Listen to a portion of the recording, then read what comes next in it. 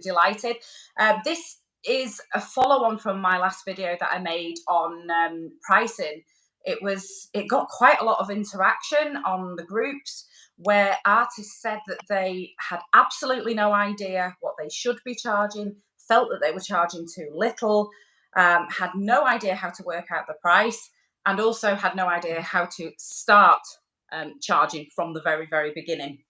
And it was a lot of people that said that they worked out what their neighbours were charging and priced themselves according to that. And that is a way to kill your business, pretty much.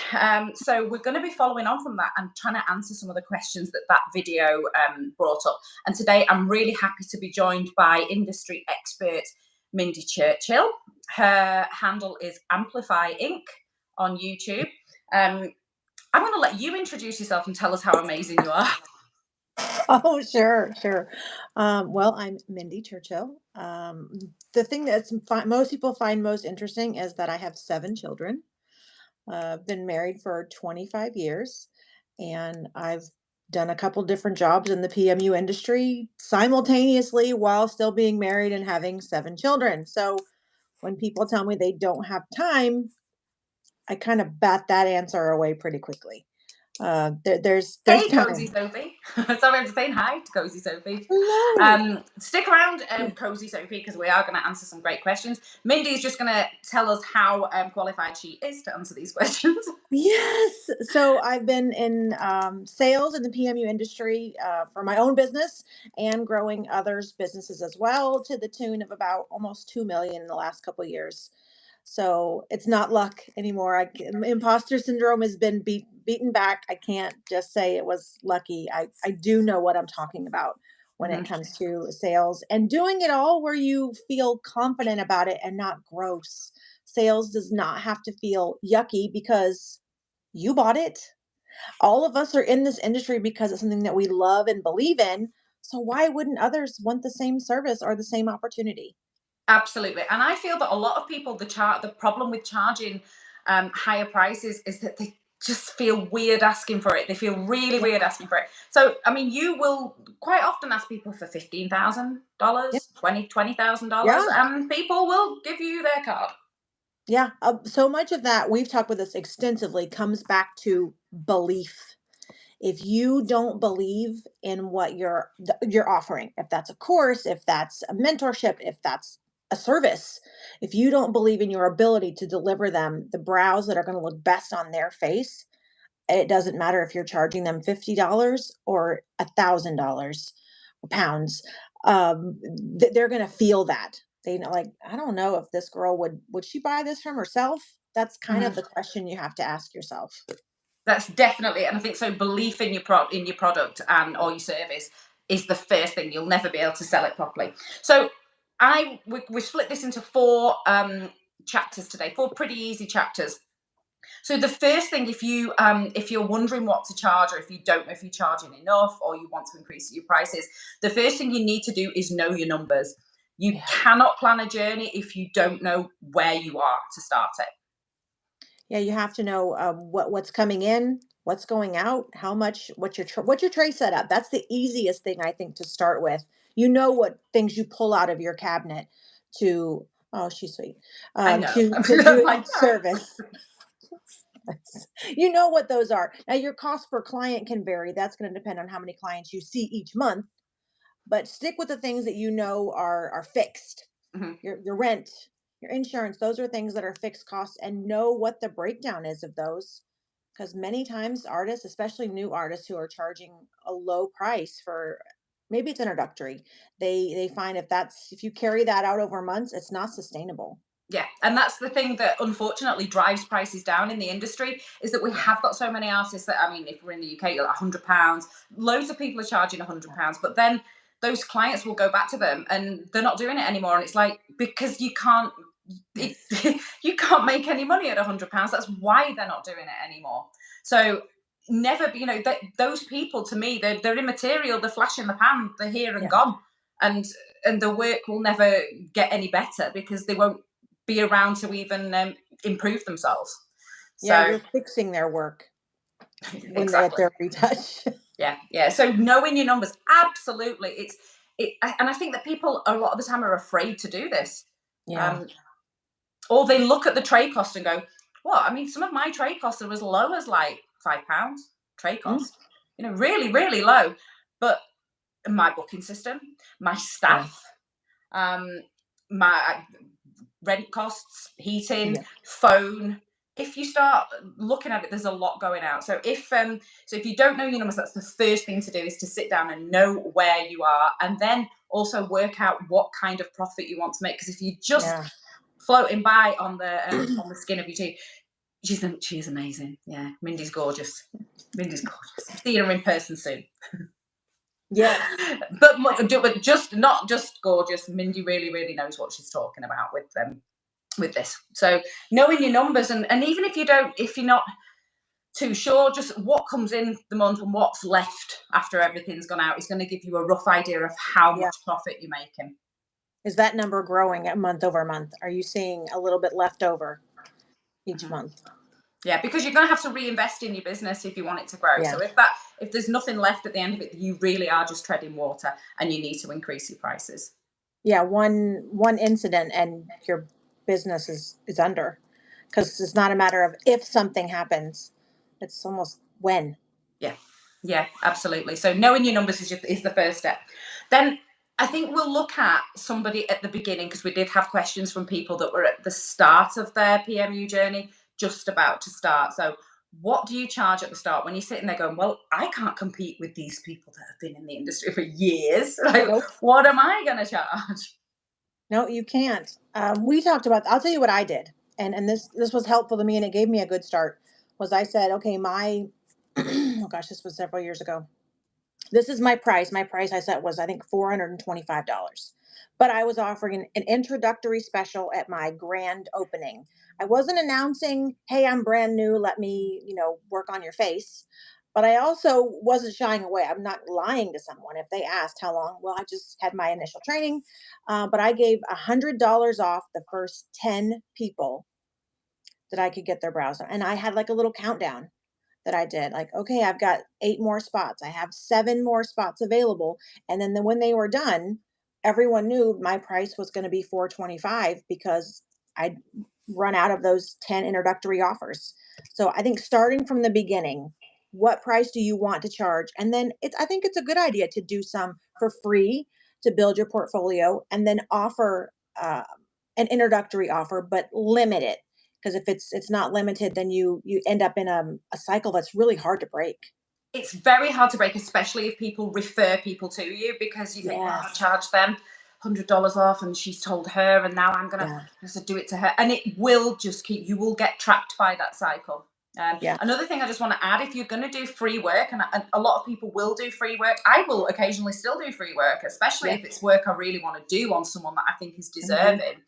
Make sure that there's other caveats that that there's, there ain't Yes. no thing as a free lunch. So if you're Right. doing free work, you want something in return, whether it's video testimonials, reviews, because these are going to build your profile online. So make sure that if you do get that you actually have it written into a contract. Okay, I'll do your browse, but I want this many tweets, threads, Instagram posts with me tagged in. There has to be something in it for you. It's quid pro quo. Yeah. You're going to get photos anyway. Your Mhm. insurance is going to require you get photos to begin with, and hopefully you have a good release that you have your client sign that includes in there. These are promotional purposes. Maybe you don't have to show their whole face, but I can zoom right in on your eyeball, Yeah. and nobody has to know that's you. But you're going to take their photos anyway. Make sure your business is going to have benefit from this. Yeah. So there's nothing wrong with giving away free work, but I would, I mean, there's plenty of people that I've done work for free, even sort of well into my sort of PMU journey. If there were people that had 30,000 Twitter followers or whatever, Hmm. it's like, well, that's great. I mean, that's great advertising for me. And that, one person that I can think of off the top of my head probably got me in 20 clients. So for Wow. me, that's an Yeah. amazing use of my time. So, Yeah. but I had it I did 2 pieces of work on her. I did her eyeliner and I did her lips, but I didn't get it in writing that she had to do reviews and things. So she did all these lovely tweets and photos and Yeah. Instagrams, but then didn't actually get round to write me a review. And she was like, "Oh, I'm sorry, I forgot." And it's like, get it in a contract.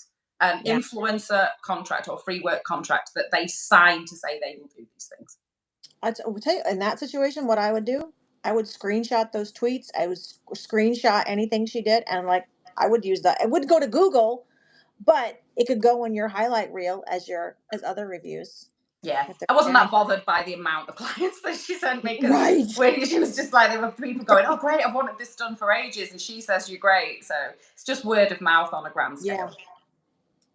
Yeah, but you're absolutely right. If you're starting in the beginning, lock it down. It's an introductory offer, because you will find it hard to go out of that. And then when you say you're going to put the price up, you put the price up. That's hard. I think, and some of it, I think, comes back to the negative idea so many of us have about sales in general, because that's what this is. Mhm. You're a small business owner. You're in the sales business, which to me equals being in a relationship business. And we don't want to, oh, we want to be kind and nice, which is great, but this is a business. It has to make money. So, and it shows you as being someone of integrity. Do what you said you were going to do. Yeah, yeah, Then they because I see believe you. They people trust you. extending offers, and to me that sounds like, nah, you just too chicken to actually stick to it. And I think that you're right. You don't show integrity if you don't up your price. Yeah. So people that are then stuck in this cycle, that they're like, I want to up my price, because I think we had some people in the group saying, I've lowered my price to this and I'm actually getting clients. I want to put it up because I don't think I'm making enough money, but I feel like I'm scared I'm going to lose clients. I'm actually now finally getting clients. So that's the tricky situation to be in, of how to put your price up. Yeah. That comes back to a communication with your clients. We did this as this is your chance. Set yourself a date. Okay, starting September 1st, my new price is going to be this. And then use the time in between now and September 1st. It is your responsibility to reach out to every person who's contacted you and you've offered a price to. So they know they have plenty of time. They've been notified. It's in writing, even if it's just in, business suite. They've been notified that you're saying, hey, this is, my prices are going up, but I know I've offered you this. So I would love to be able to extend that to you until this date. So it's your business. You can decide from there, as long as they book by that date, you get to decide when that it goes into effect. But you can offer them as a chance to get in at that price, so they all know they have that chance, and that anyone new that you're interacting with, well, you're just going to offer them the new prices. Mhm. Effective September 1st. This is my pricing, and it can be done logically in a way that's not shouldn't make you feel yucky. You gave everyone notice. They all knew. And it can boost your sales in the meantime, because if they know the price is going to go up, well, they better get in.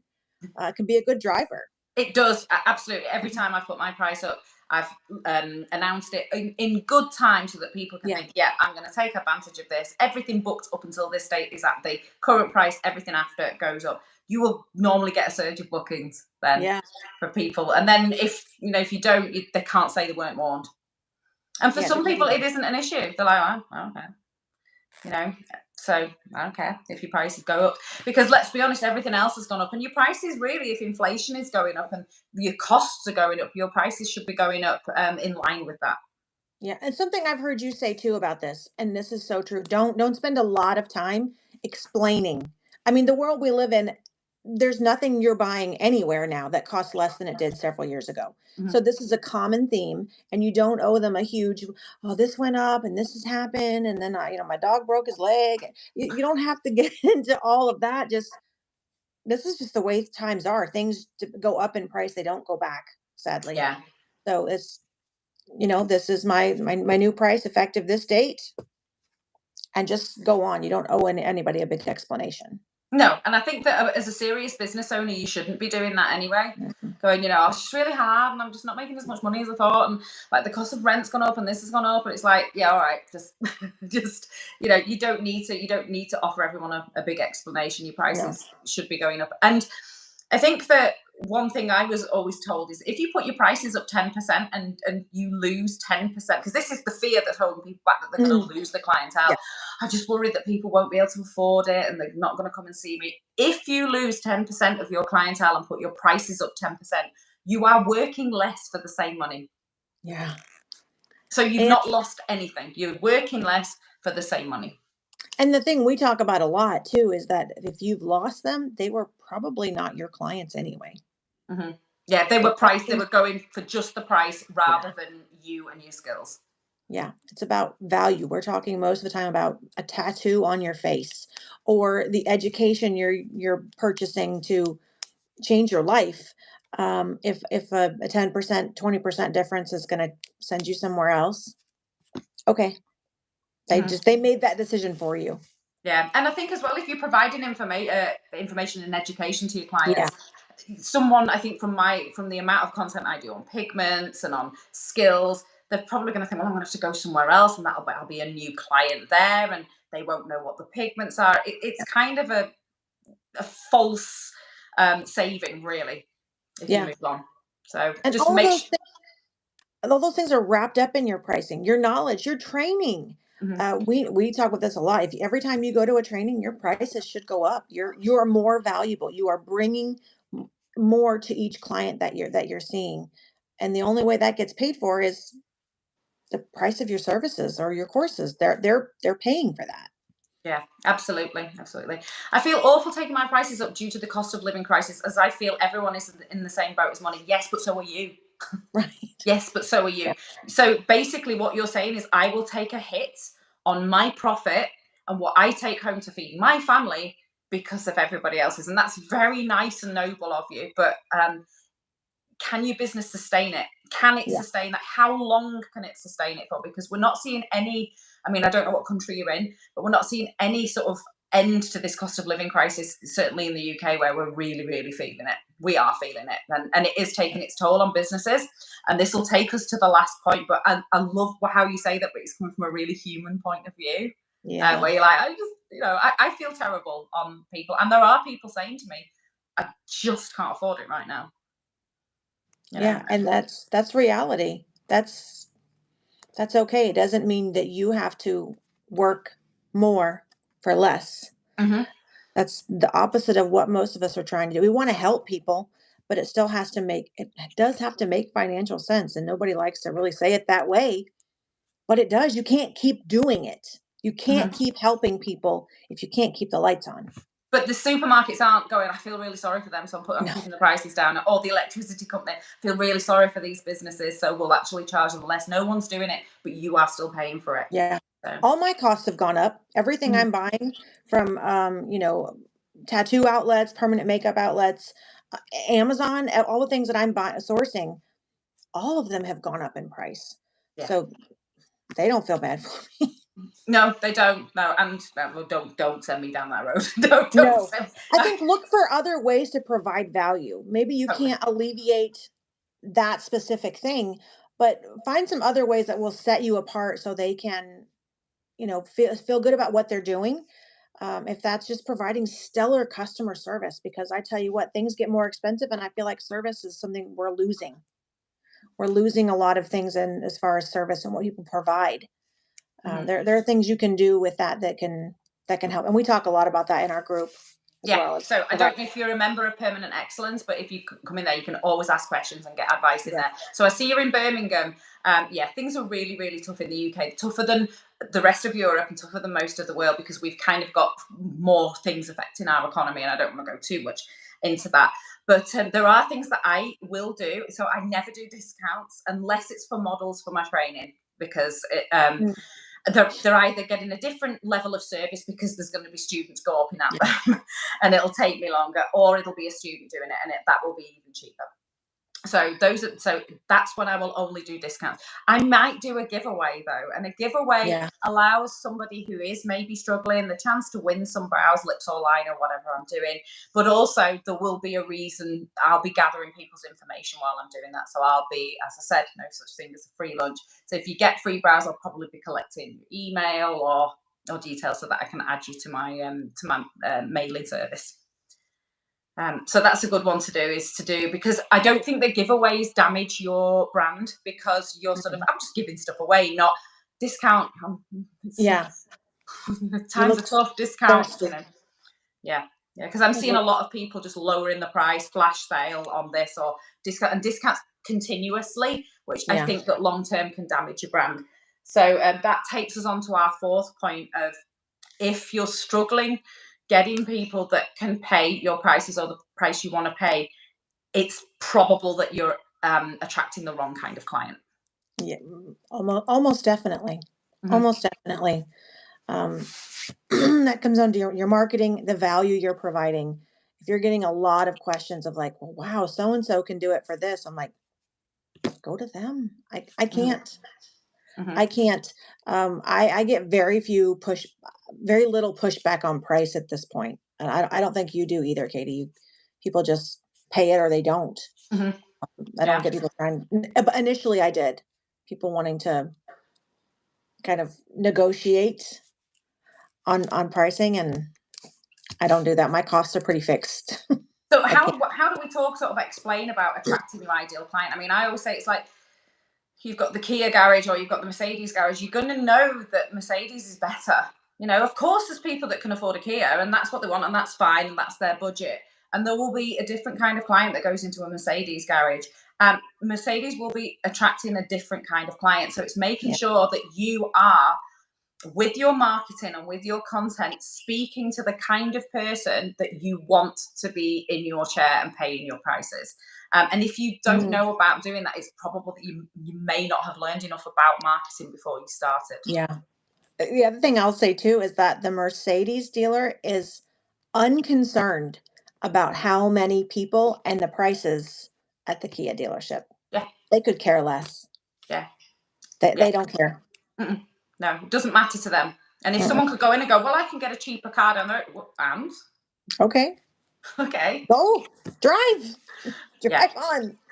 So I think that that's something that needs to be established in the beginning. And if you haven't done that, you really need to have a Yeah. deep and detailed think about who is your ideal client and make a profile on them. Actually, or if you have the kind of person Yeah. that comes in and she's always on time, she's always lovely, she's always happy to pay your price, and she tells all her friends about you.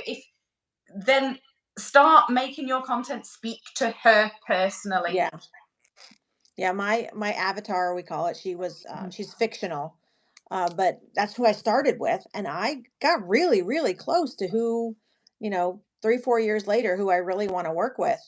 I, I'm I can look back and see a bulk of my clientele. That's who it's been. Yeah. I get the same cars pulling up outside all the Yeah. time. Same cars, same make of handbags, because my content is talking directly to that person. I know what her struggles in life are. I know, so there's going to be a difference between a sort of business owner who's pushed Hmm. for time, who really likes to take the best care of herself. She loves working out. She eats at these nice places, than someone who is, who's a different kind of person, who's Yeah. sort of argumentative, not that bothered, always looking for the cheapest thing, looking for a deal, loves Groupon. That's a different kind of person, Yeah. and I want to be attracting that the first person. That's Yeah. who I want in. And if you are going down the Groupon discount route, or route, as you say.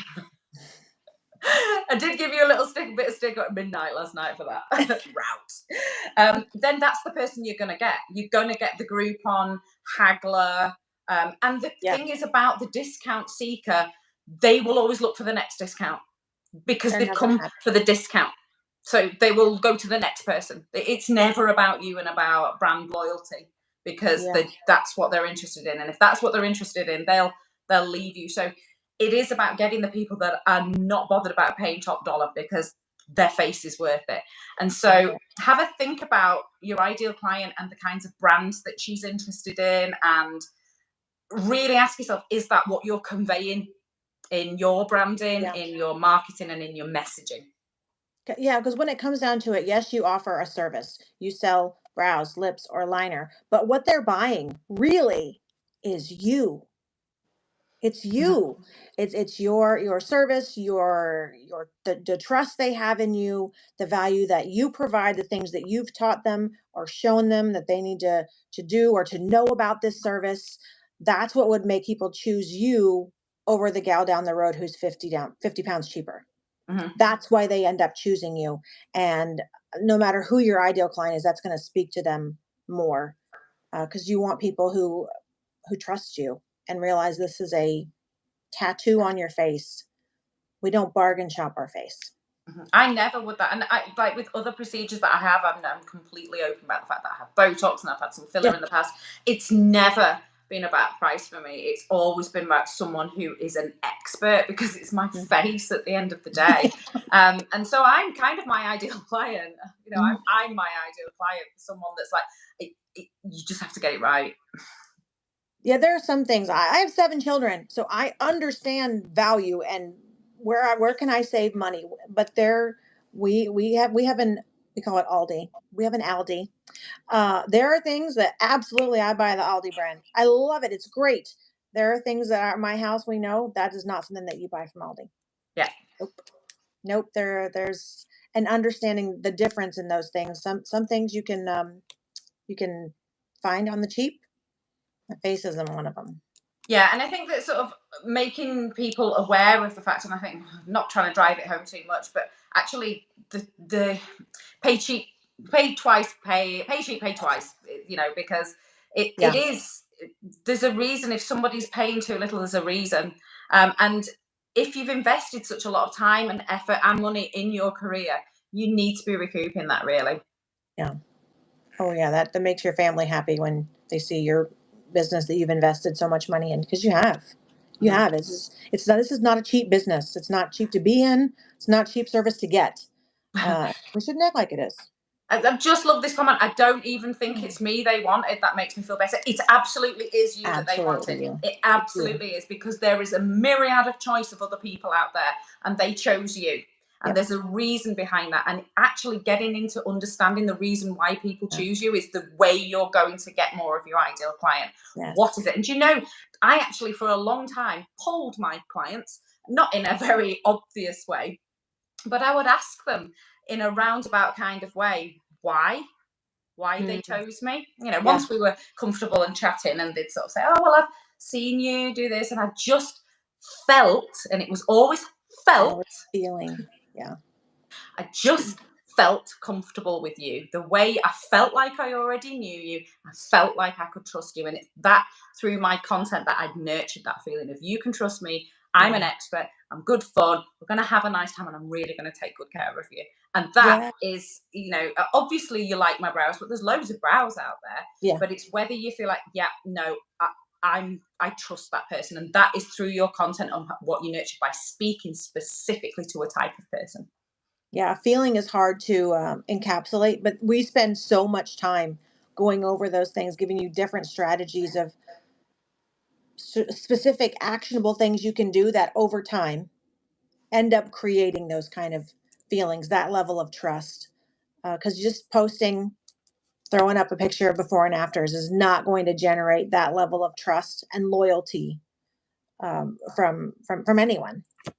Yeah, and it is actually a process, a sales process as well, of sort of making your content, connecting, and then nurturing a relationship with people. And that's probably more than we can talk about on just one video. If you have any questions about what we've talked about today, please head over to our group Permanent Excellence, where both me, Victoria, we've got loads of other very talented and very experienced trainers in there. Victoria Glam is one of our admins, and ask questions, because we're always available to help in there, because we mentor people together and actually how to build their businesses and get more successful. So just following on from that last comment, absolutely it is you. They chose you because of you.